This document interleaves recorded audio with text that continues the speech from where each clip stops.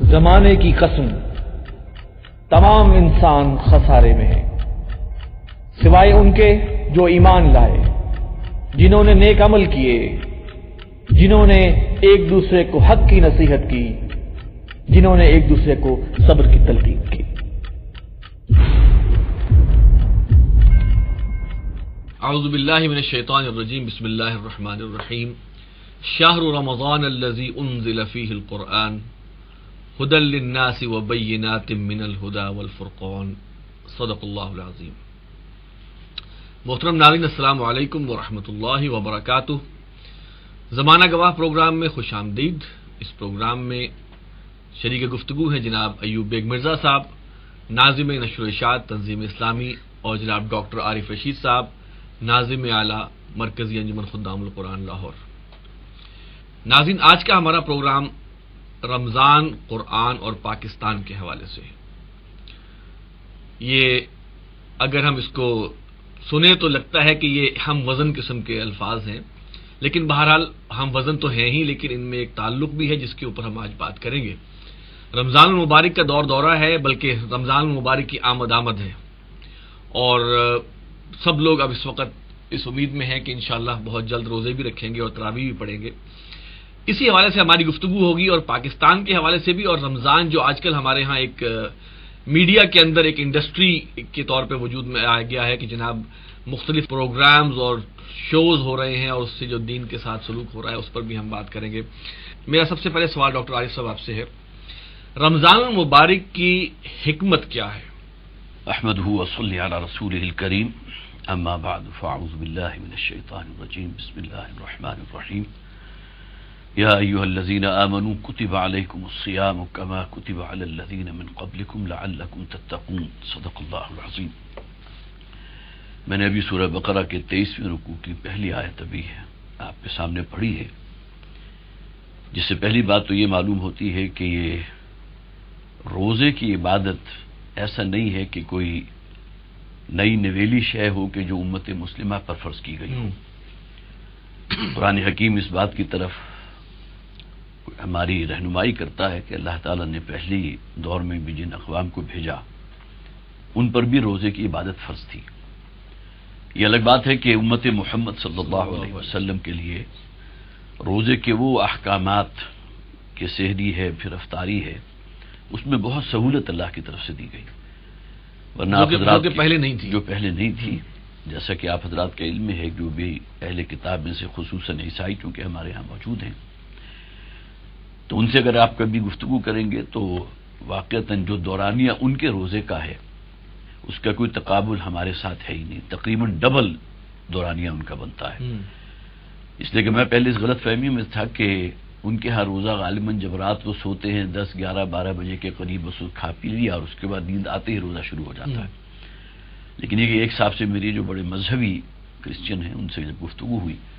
تو معلوم ہوا ایسا نہیں ہے، بلکہ جیسے ہی وہ ایک روزہ افطار کرتے ہیں اس موقع پر جو کھانا پینا ہوتا ہے وہ کھا کر اور وہیں سٹاپ لگ جاتا ہے۔ اچھا، تو گویا کہ ان کا روزہ جو ہے سوائے وہ کھانے پینے کا آدھا گھنٹہ آپ نکال دیجئے تو 24 میں سے آدھ گھنٹہ آپ نکالیں، تقریباً 23 ساڑھے 23 گھنٹے کا روزہ ہوتا ہے، اور اس میں بھی کھانا اور پینا دونوں بند؟ کھانا اور پینا بالکل دونوں بند، اور اس کے ساتھ جو بھی اللہ تعالیٰ نے ایک شہوت کا جذبہ رکھا ہے، ہمارے ہاں بھی روزے کی حالت میں اس کی ممانعت ہے، لیکن اللہ تعالیٰ نے یہ خاص طور پر رمضان کے مہینے کو جو منتخب کیا اس روزے جیسی عبادت کے لیے، اور یہاں میں خاص طور پر یہ بات آپ حضرات کے علم میں لانا چاہوں گا کہ نماز بھی ہم اللہ کے لیے پڑھتے ہیں، ہر نیک عمل کرتے ہیں تو ہماری مقصد یہ ہونا چاہیے کہ اللہ راضی ہو، اللہ ہم سے خوش ہو، لیکن روزے کے لیے احادیث میں جو الفاظ ملتے ہیں، خاص طور پر حدیث قدسی میں جو الفاظ ہیں کہ اللہ کے نبی صلی اللہ علیہ وسلم ارشاد فرماتے ہیں کہ اللہ نے یوں فرمایا کہ الصوم لی وانا اجزی بہ، روزے کی عبادت خاص میرے لیے ہے اور خاص میں اپنے پاس سے اس کا ریوارڈ اور اجر اور ثواب عطا فرماؤں گا۔ اسی حدیث کا جو پہلا حصہ اس میں خاص طور پر اس بات کو بھی ہائی لائٹ کیا گیا کہ اللہ تعالیٰ کے خزانہ فضل میں کوئی کمی نہیں ہے، وہ چاہے تو ایک عمل کا 10 گنا تو وعدہ ہے اللہ کا،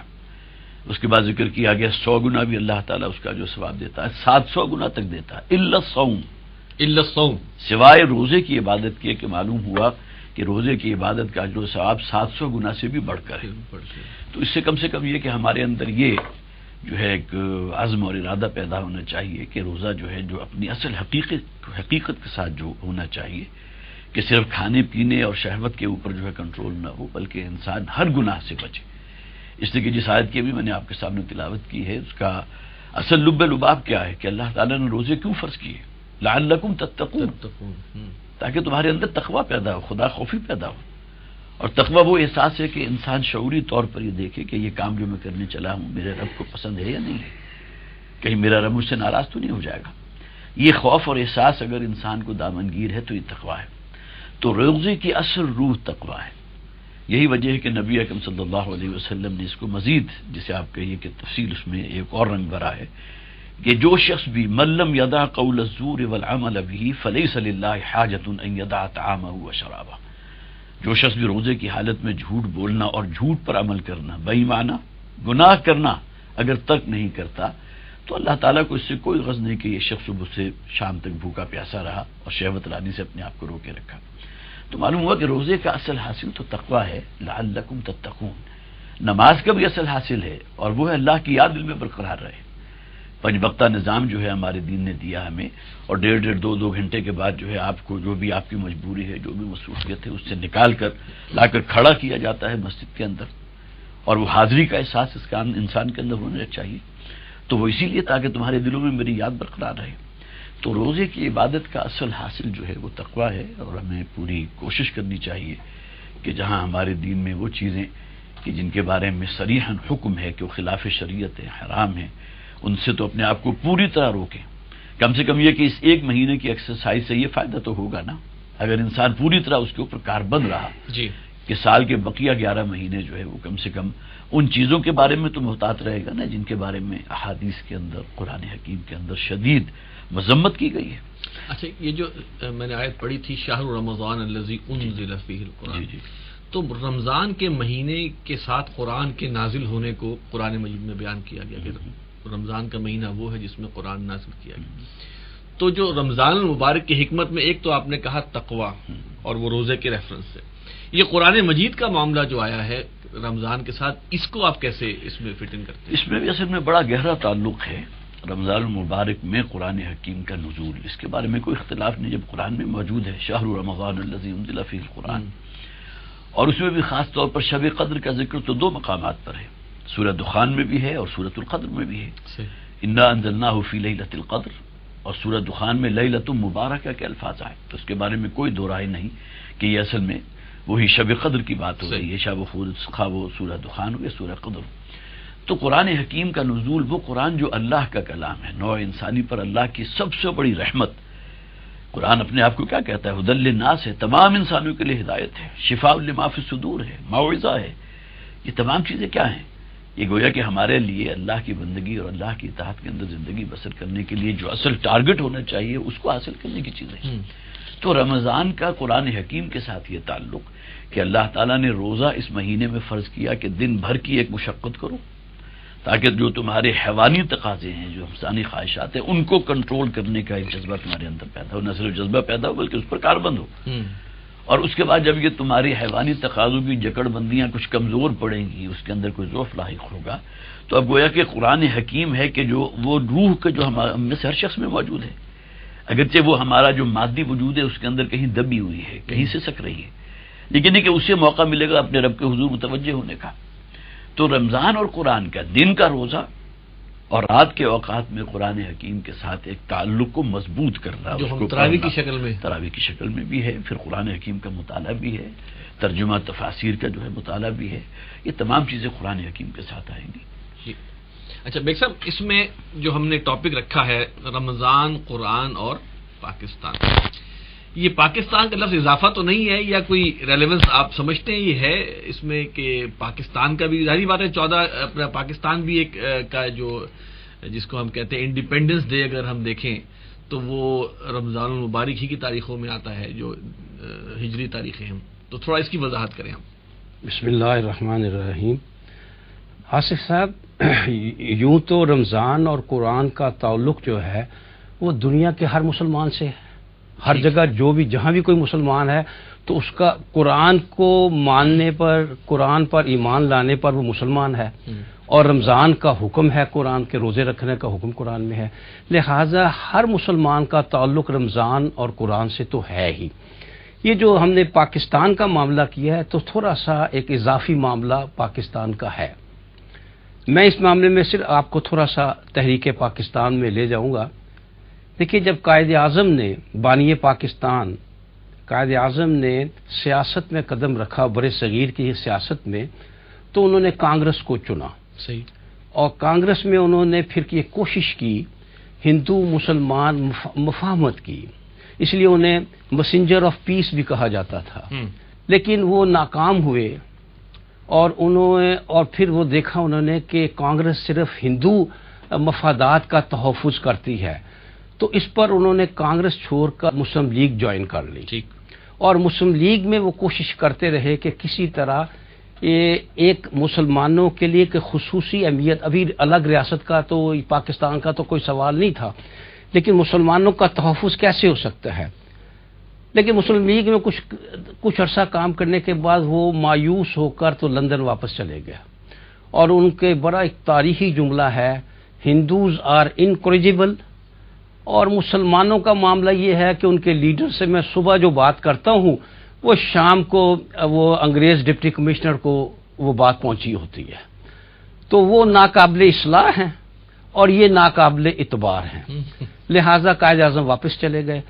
جب قائد اعظم واپس گئے تو 1931 میں جب دوسری گول میز کانفرنس ہوئی، اور یہ ہوئی تھی 1907 ستمبر سے لے کر 1 دسمبر تک، تو اس میں علامہ اقبال کو اس میں شرکت کا موقع ملا، انہیں شرکت کی دعوت دی گئی، وہ اس میں شریک ہوئے، تو وہاں اب قائد اعظم کی موجودگی سے فائدہ اٹھاتے ہوئے علامہ اقبال نے قائد اعظم سے رابطہ کیا، اور ان کی وہاں طویل نشستیں ہوئیں، اچھا، اور اس میں وہاں علامہ اقبال نے قائد اعظم کو قائل کیا کہ آپ برِ صغیر ہندوستان میں واپس آئیں اور مسلمانوں کے مفادات کا تحفظ کریں، اور ان میں جو خاص بات کی جس میں کی وجہ سے میں کہتا ہوں کہ پاکستان کے خاص تعلق ہے،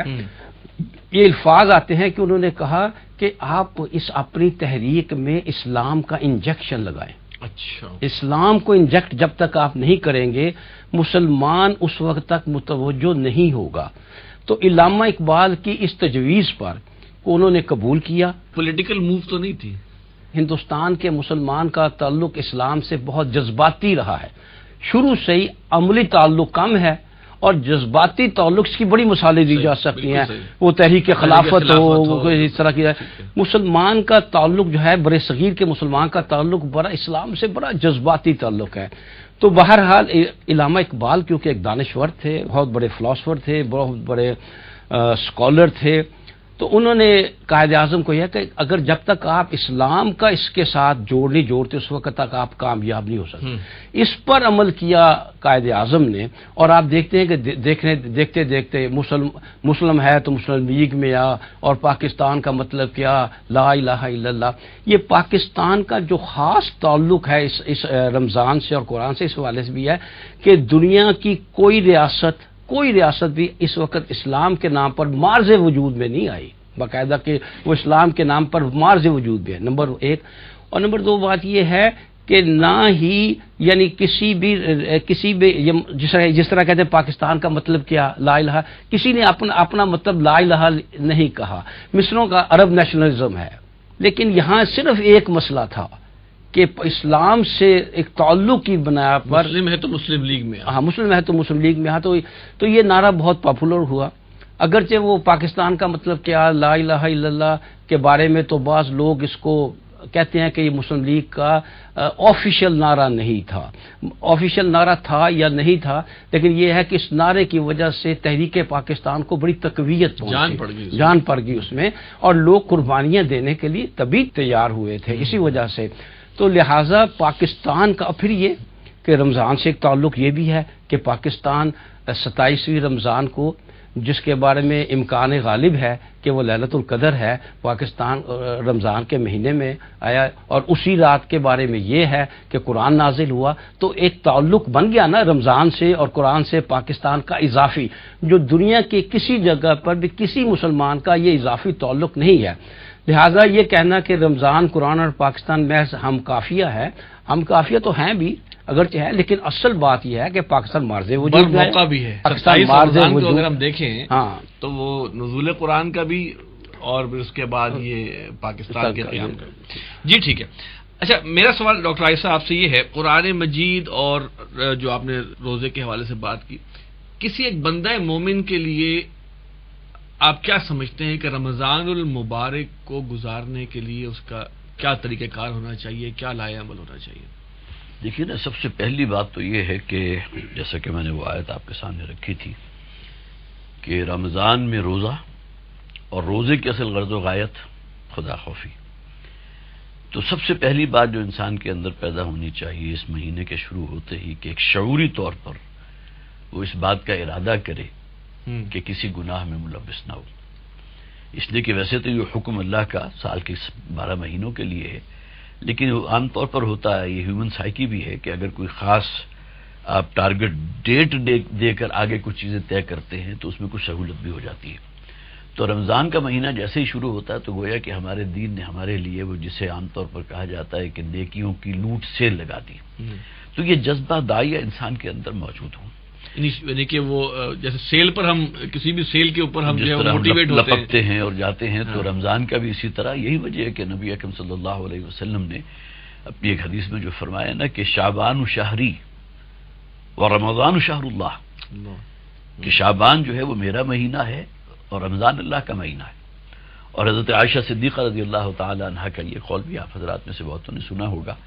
کہ جیسے ہی شعبان داخل ہوتا تھا تو نبی اکرم صلی اللہ علیہ وسلم اپنے گھر والوں کو خاص طور پر ترغیب دیتے تھے، نیکیوں میں اور بڑھ چڑھ کر آگے بڑھو۔ حالانکہ یہ جو خانوادہ نبوت ہے محمد رسول اللہ صلی اللہ علیہ وسلم کے گھر والے، خاص طور پر گھر والیوں کا ہی اگر ذکر کروں تو کون ہوگا کہ جو عام حالات میں بھی کہیں پیچھے رہنے والا، لیکن وہ خود یہ کہیں کہ رمضان میں حضور مزید تاکید کیا کرتے تھے، اس لیے کہ یہ جو تقوی اور خدا خوفی کا میدان جو ہے یہ کوئی اس کا کوئی سرا تو ہے نہیں، یہ تو بالکل کھلا ہوا ہے۔ وفی ذالک فلیتنافس المتنافسون، یہ میدان تو اتنا وسیع ہے کہ جتنا کوئی شخص آگے بڑھ سکے اسے آگے بڑھنا چاہیے۔ پھر دوسری بہت اہم بات، اس کا بھی میں پہلے ذکر کر چکا کہ شعوری طور پر قرآن حکیم کے ساتھ ایک تعلق کو، اس کی تجدید کرنا، یہ گویا کہ آپ کہہ سکتے ہیں کہ رمضان کو شروع ہوتے ہی انسان کا یہ معاملہ ہونا چاہیے۔ اور یہ میں بالکل اپنے بچپن سے، بلکہ ہمارا بھی معمول تھا چونکہ مذہبی گھرانہ تھا عثمانی میں، کہ یہ بھی جو اتنے یہ دینی شعائر ہیں وہ بالکل آغاز ہی سے آپ کہیے کہ 4 5 6 سال کی عمر سے ان چیزوں کا مشاہدہ بھی کر رہے تھے۔ تو رمضان میں کم سے کم یہ نصاب تو ہم میں سے ہر ایک کا ہوتا تھا، بچے ہاں خواہ، کہ روزانہ کا ایک پارہ تو آپ نے لازماً پڑھنا ہے۔ یہ گویا کہ بچپن سے معمول چلا آ رہا ہے، لیکن رمضان میں اس میں اور اضافہ ہونا چاہیے۔ اللہ تعالیٰ توفیق دے تو نہ صرف یہ کہ تلاوت، بلکہ شام کے اوقات میں اس کو جو ہے، رات کے اوقات میں قرآن حکیم کے ساتھ اپنے تعلق کی تجدید کرنی چاہیے۔ تو یہ دو چیزیں جو ہے اس کو خاص طور پر، ایک تو وہ عزم اور ارادہ کہ ہمیں گناہوں سے بچنا ہے، اور دوسرے یہ کہ قرآن حکیم کے ساتھ ایک زندہ اور مضبوط تعلق پورے شعوری ارادے کے ساتھ انسان کو اس کی کوشش کرنی چاہیے اور اس پر آگے بڑھنا چاہیے۔ اچھا، یہاں پر ہم دیکھتے ہیں جو جیسے آپ نے بات بتائی اور بہت اچھا پوائنٹر تھا کہ رمضان شعبان میں تیاری، وہ تو خیر مفقود ہے اگر ہم اپنے معاشرے کی بات کریں، کہ وہ تو کہتے ہیں کہ ابھی رمضان آنے والا جتنی کو موج میلہ کرنا ہے وہ کر لو، کیونکہ رمضان میں پابندیاں لگیں گی، اس سے پہلے جو کھانا لہٰذا وہ اس چیز کا بھی جسے کہیں کہ شعور پیدا کرنا اور اس بات کو پھیلانا کہ رمضان شعبان جو ہے وہ تیاری کا مہینہ ہے، یہ بہت اہم بات ہے۔ لیکن ہم رمضان میں بھی دیکھتے ہیں کہ عموماً یہ اچھی بات ہے کہ پاکستان میں، بلکہ میں سمجھتا ہوں جہاں بھی عالم اسلام میں دفتری اوقات محدود کیے جاتے ہیں، اس کی وجہ شاید یہی ہوتی ہو کہ بھائی آپ اس کو کم کریں اور دین کی طرف جائیں، لیکن ساتھ کے ساتھ ہم یہ بھی دیکھتے ہیں کہ سونے کا معاملہ بھی انسان تھوڑا اپنا اس کو بھی بڑھا لیتا ہے، تو بظاہر ایسا محسوس ہوتا ہے کہ ٹائمنگ چینج ہوئے اور سونا بڑھ گیا، بس ٹھیک ہے تلاوی بھی پڑھ لی، روزہ بھی رکھ لیا، لیکن وہ جو ایک اسپرٹ ہے وہ اس طرح نہیں پائی جاتی اوور آل معاشرے میں. اور سب سے بڑھ کے جب سے میڈیا نے ٹیک اوور کیا ہے زیادہ ہمارے خاص طور پر رمضان پروگرام میں، اور اس میں گیم شوز ہو رہے ہیں، دن میں ہو رہے ہیں، اور آپ بعض گیم شوز تو آپ دیکھیں کہ 2 گھنٹہ پہلے افطاری سے شروع ہو جاتے ہیں اور چل رہے ہیں، نہ کوئی پردے کا خیال، نہ کوئی مخلوط محفل ہے، اور اس کے بعد گانے مختلف گیمیں خواتین بھی کر رہی ہیں کہ یہ ایک ٹوٹل ٹھٹھا اور مذاق ہے. آپ کیا سمجھتے ہیں کہ یہ کہاں تک، اس کی کہاں تک گنجائش ہے، اور یہ کتنی بڑی اس کے حوالے سے وعید ہے؟ دیکھا نہیں، رمضان میں پہلی بات تو یہ سمجھ لیجئے کہ صرف اگر کوئی شخص یہ سمجھتا ہے کہ تراویح اس نے ادا کر لی تو گویا کہ اس نے رمضان کا حق ادا کر دیا، روزہ اور تراویح. جبکہ قرآن حکیم میں نبی اکرم صلی اللہ علیہ وسلم کے واضح فرمودات موجود ہیں کہ جس میں حضور نے فرمایا کہ قرآن اور روزہ دونوں اپنے رب کے حضور اس بندے کے حق میں شفاعت کریں گے جس نے دن میں روزہ رکھا اور پھر تقوی اختیار کیے رکھا، اور رات کا ایک حصہ اس نے قرآن حکیم کو پڑھنے پڑھانے اس میں صرف کیا. اب حدیث کے الفاظ کیا ہیں؟ الصیام والقرآن یشفعان للعبد. روزہ اور قرآن دونوں اللہ کے حضور جو ہے وہ شفاعت کریں گے اس بندے کے لیے جس نے ان دونوں کو پورا کیا اور ان کے حقیقی تقاضوں کو بھی پورا کیا. اور روزہ یہ کہے گا یا رب اے پروردگار انی منعتہ الطعام والشہوات بالنہار، کہ میں نے دن کے اوقات میں اسے کھانے پینے سے روکے رکھا. ظاہر ہے کہ یہ خواہشات اللہ تعالیٰ نے جو انسان کے اندر رکھی ہے بڑی امپورٹنٹ ہیں، چلیے کھانا پینا ہے، لیکن اس کے ساتھ نبی اکرم صلی اللہ علیہ وسلم نے، اور پھر یہ کہ بہرحال سب کو معلوم ہے کہ انسان کے اندر جو ایک جذبہ ہے شہوت کا جذبہ اس کو بھی کنٹرول کیا ہے. اور قرآن یہ کہے گا انی منعتہ النوم باللیل. اب ظاہر ہے کہ تراویح کا جو دورانیہ ہے اس میں تو آپ کے معمول کے اوقات ہیں کہ آپ نے عشاء کی نماز پڑھی، اور اس کے بعد ہماری تو عام طور پر کوشش ہوتی ہے کہ اس مسجد میں جائیں کہ جہاں کم سے کم وقت میں جو ہے 20 تراویح پڑھا دی جائیں، تو کتنا وقت لگتا ہے. لیکن حضور نے فرمایا انی منعتہ النوم باللیل، میں نے رات اسے سونے سے روکے رکھا. اب سونے سے روکے رکھا جو ہے اپنے اندر بہت معنی رکھتا ہے. اس کے معنی یہ ہے کہ رات میں اس کو پھر قرآن حکیم کے ساتھ کچھ وقت لگانا چاہیے، اور جیسا کہ میں نے عرض کیا کہ اس کا بہترین مصرف کیا ہے؟ قرآن کی تلاوت اور اس کو سمجھنا، اس کو سمجھ کر پڑھنا. اور یہ دونوں چیزیں کس غرض کے لیے ہیں؟ تاکہ انسان کے اندر عمل کا جذبہ پیدا ہو اور قرآن کی حکم وہ پیدا ہو. دیکھ صاحب، یہ جو رمضان پروگرامز کے نام سے ہمارے ہاں شروع ہوا ہے، کیا یہ رمضان کی روح کو خراب کرنے کا ایک سازش نہیں ہے یہ جو ٹی وی پروگرامز اور یہ شوز جو ہو رہے ہیں؟ آصف صاحب، حقیقت یہ ہے کہ کیونکہ آج ہمارا رجحان اور ہمارا ذاتی مفادات اور مادے کی طرف بہت زیادہ ہو گیا ہے، مادیت جو ہے وہ رچ بس گئی ہے ذہن میں، دل میں، تو اس کا نتیجہ آٹومیٹکلی یہ نکلا ہے کہ ہر شے کمرشلائز کر دی گئی ہے.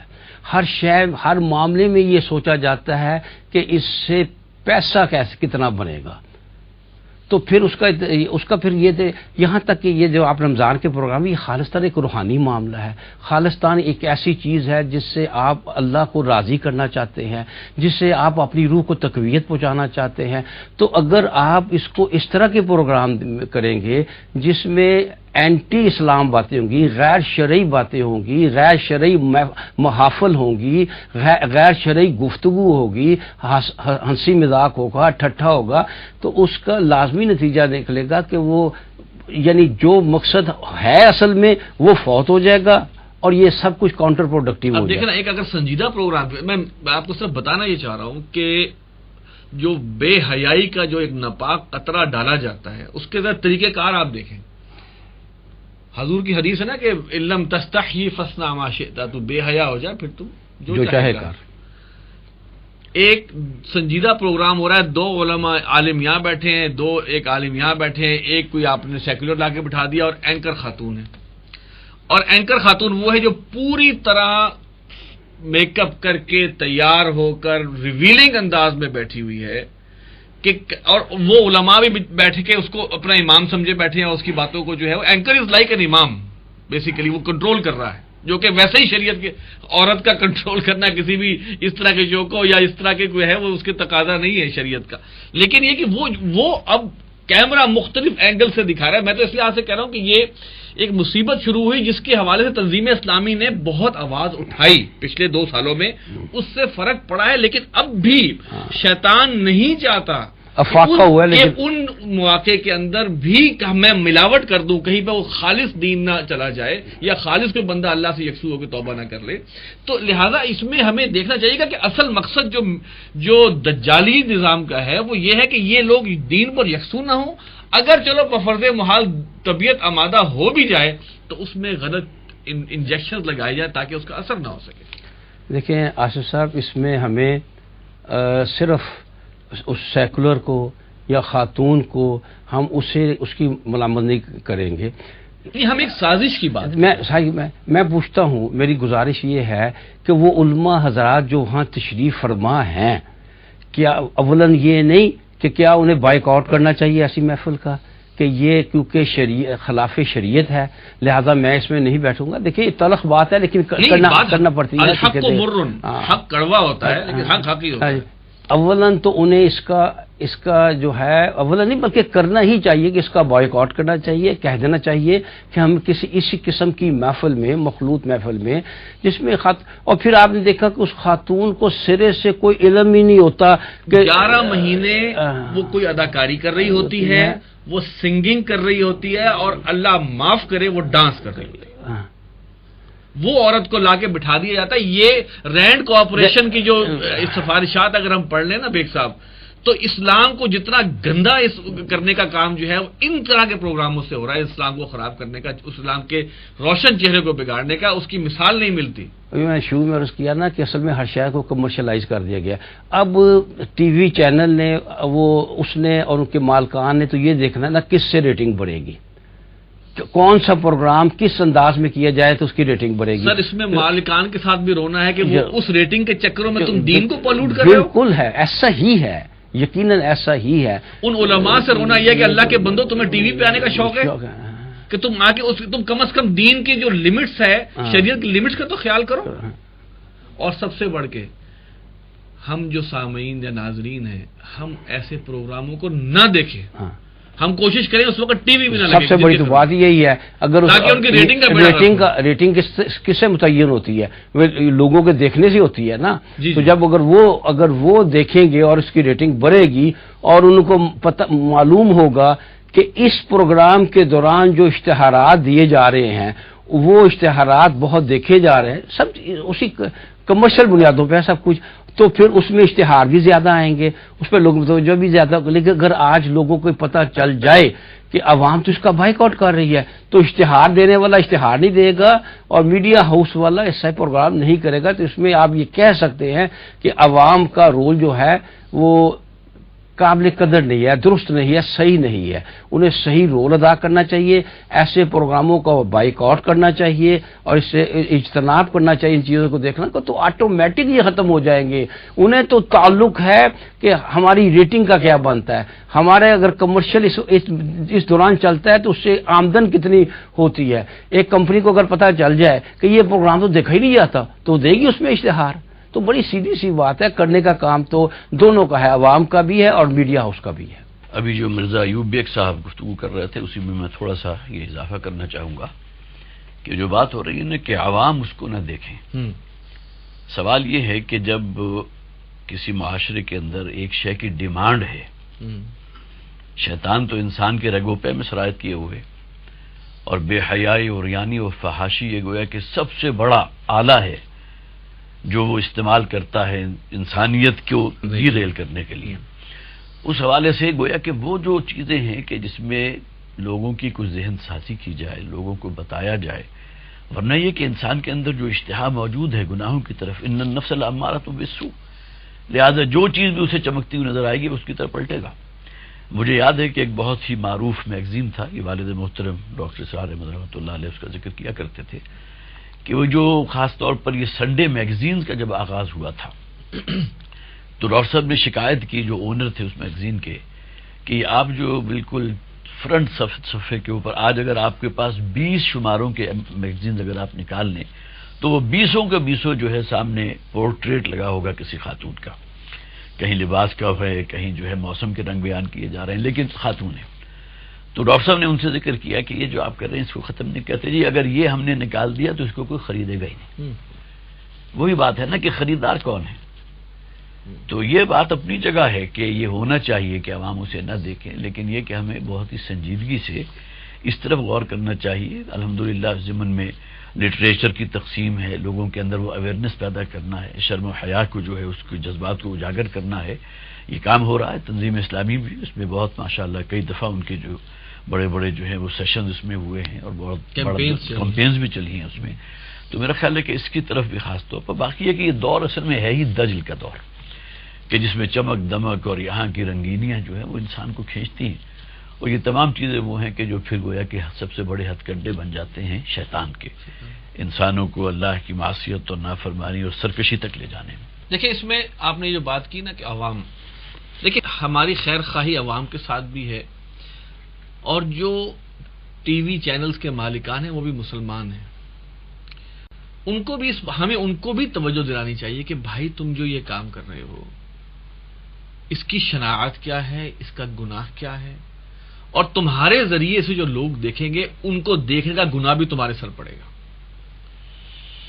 یہی چینل اس وقت تو ایک جسے کہتے ہیں نا کہ ایک ماحول میڈیا کا بنا ہوا، یہی میڈیا اگر صحیح کام کرے قوم کو بتانے کے لیے، انفارچونیٹلی عموماً ہم دیکھتے ہیں کہ ممبر و محراب فرقے واریت کے لیے زیادہ استعمال ہوتے ہیں، قوم کی اصلاح اس حوالے سے اور ان کی اویئرنیس کے حوالے سے الا ماشاءاللہ جو ہے ہم صورتحال ہے، تو ان تک رسائی یا ان تک بھی یہ بات پہنچانا کہ آپ جس پروگرام کو دکھانے کے ظاہر ہے چینل آپ کا ہے، آپ اس کا ذریعہ بن رہے ہیں، اس کو 1 کروڑ لوگ دیکھ رہے ہیں تو آپ کا اس میں گناہ ہے، یعنی کہ اس طرح بھی ضرورت ہے کہ ان کا نہیں۔ اور وہ جو ریٹنگ کمپنیاں ہیں جو کہ جن کے پیچھے اصل میں سمجھتا ہوں کہ بہت بڑی سازشی جو لوگ بیٹھے، جو اصل فساد جو ریٹنگ کمپنیوں والا ہے فسادی ہے، وہ بیٹھے ہوئے ہیں، وہ پاکستان کے خلاف کوئی بات ہو ریٹنگ چڑھا دیتے ہیں، اسلام کے خلاف کوئی بات ہو ریٹنگ چڑھا دیتے ہیں، اور دینی پروگرام کوئی ہو کسی کی ریٹنگ شو نہیں کرتے۔ اصل میں المیہ تو وہی ہے نا جو قرآن نے کہا کلا بل تحبون العاجلۃ وتذرون الآخرہ، یہ ایک عمومی بات ہے، اور اس کو آپ 100 سے 1000 سے ضرب دے دیں تو یہ صادق آتی ہے ہمارے ٹی وی چینلز اور ان کے جو بھی کرتا دھرتا ہے جو پالیسی میکرز ہیں۔ اس لیے کہ اگر آپ کو ایک طرف نظر آ رہی ہو وہ دولت جو اشتہارات کی شکل میں، آپ جتنا اس کو عوام کے نزدیک محبوب تر کریں گے اور ان تمام نجاستوں کے ساتھ ان کی ریٹنگ بڑھے گی، انہیں اشتہارات ملیں گے۔ مذہبی پروگرام کے اندر کہاں اس قسم کی چیزیں ہیں۔ لہذا بات وہی ہے کہ ایک دور یہ ہے، دجل کا دور ہے، ہمیں اپنی سی کوشش لازماً کرنی چاہیے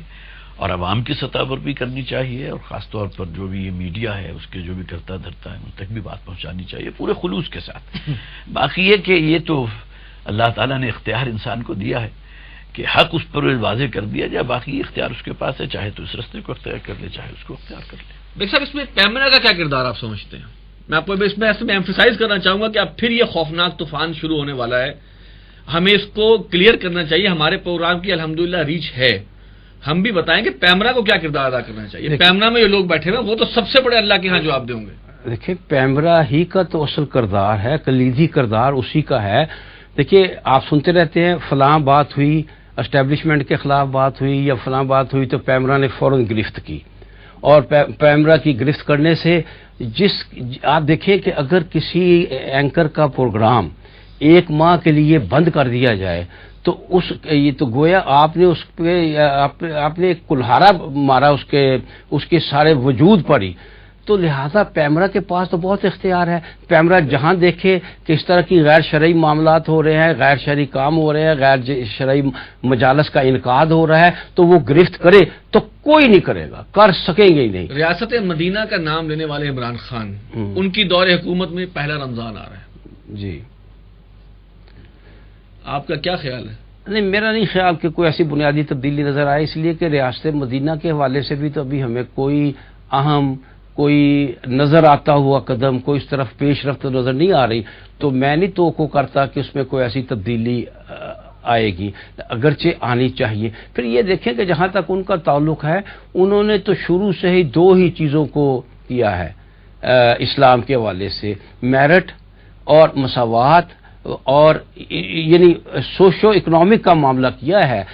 کہیں سماجی معاملہ، کہیں معاشرتی معاملہ ان کے پیش نظر ہے ہی نہیں، اور یہ تو معاملہ معاشرتی معاملہ ہے، معاشرے کی اصلاح ہوگی تو یہ ہوگا نا. اور یہ انفارچونیٹلی اس حوالے سے ریاست مدینہ کے کانسیپٹ کے مخالف چل رہے ہیں. جو پہلے حال تھا وہی حال ہے، کوئی فرق اس میں آئی نہیں. کوئی فرق رمضان بہرحال ان کے لٹمس ٹیسٹ ہوگا کہ دیکھیں اس میں یہ ریاست مدینہ کے نام لیوا جو کوئی امید نہ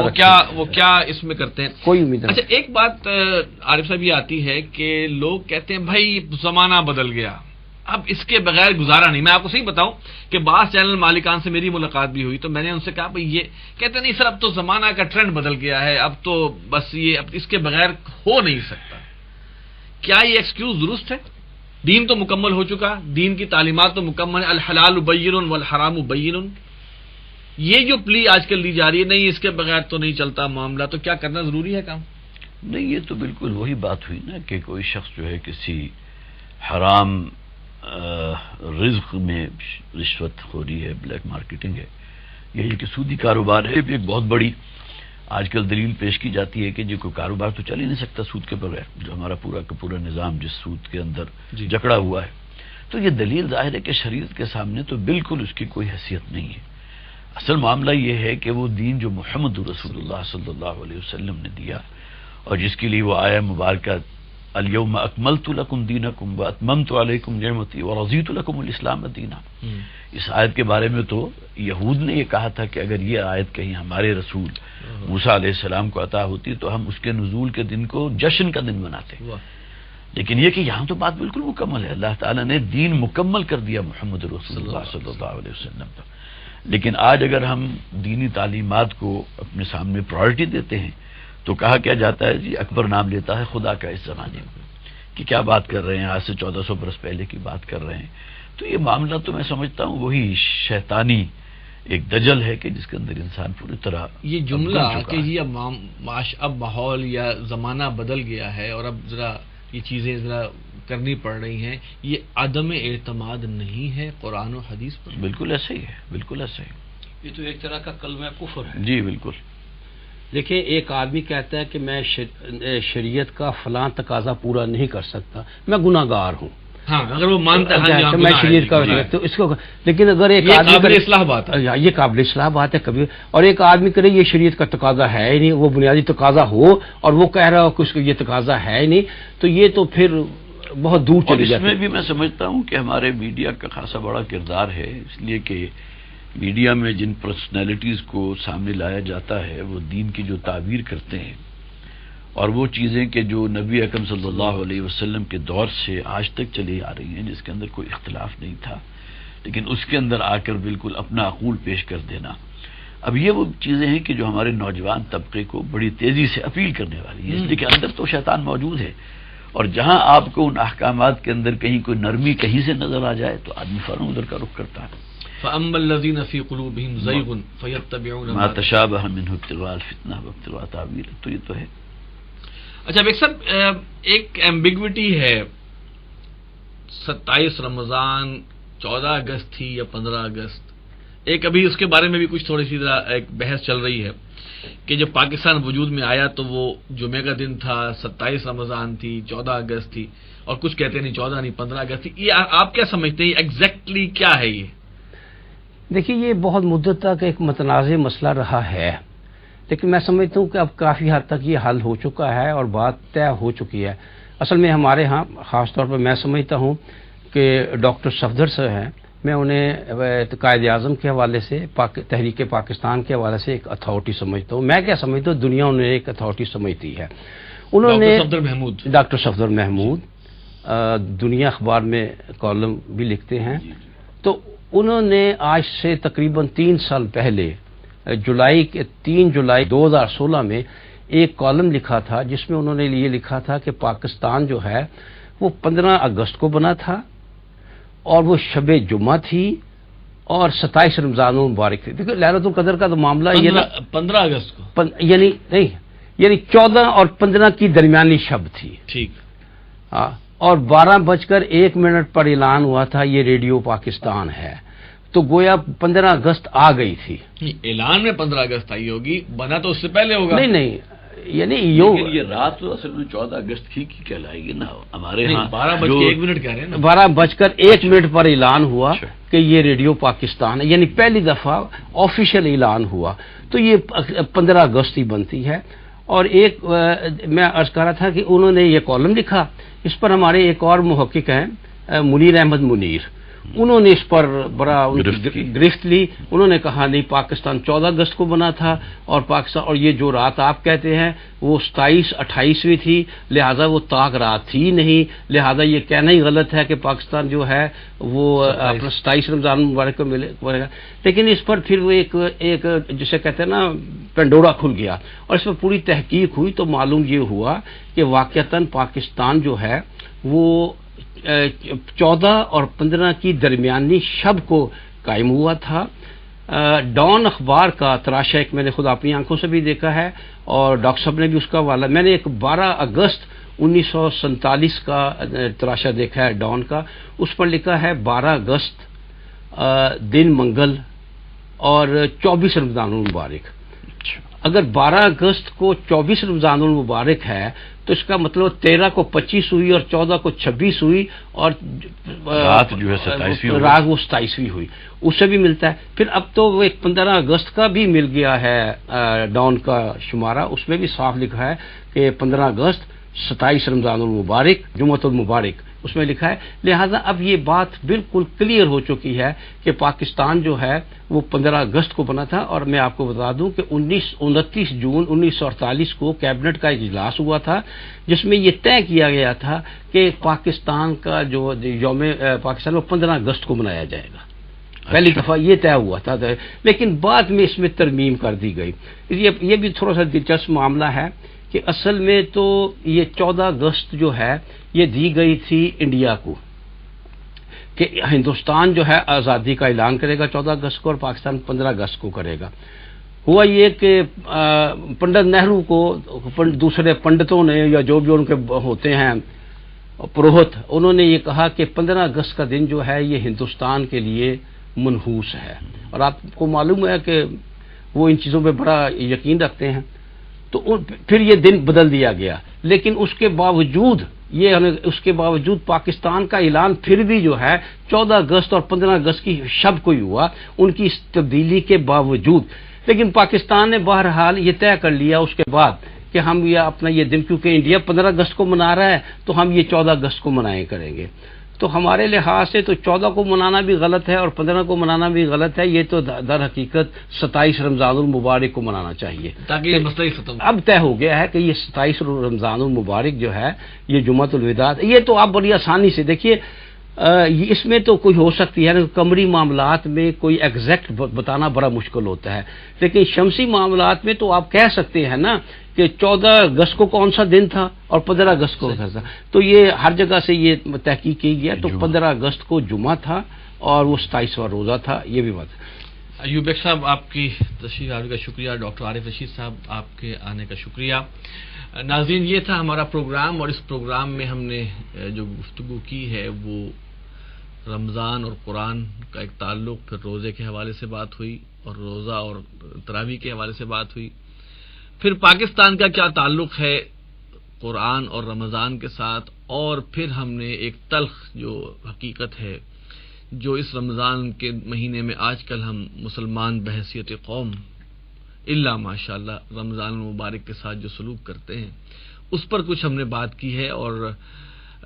سچ بات تو یہ ہے کہ یہ پیغام دینے کا دل چاہتا ہے کہ رمضان المبارک میں کم از کم ان 2 دنوں، ان 2 اوقات میں، سحری اور افطاری کے اوقات میں اللہ سے دعائیں مانگیں، قرآن مجید کی تلاوت کریں، استغفار کریں، پاکستان کے لیے دعائیں مانگیں، پاکستان کی سلامتی اور حفاظت کے لیے، اور اب ہمارے جو ارباب حل و عقد ہیں اور جو اہل اقتدار ہیں، ہمارے ارباب اقتدار، ان سب کی ہدایت کے لیے دعا مانگیں، تو یہ انشاءاللہ تعالی زیادہ بہتر اور زیادہ بہتر مصرف ہوگا اس وقت کا، کیونکہ یہ 2 اوقات جو ہیں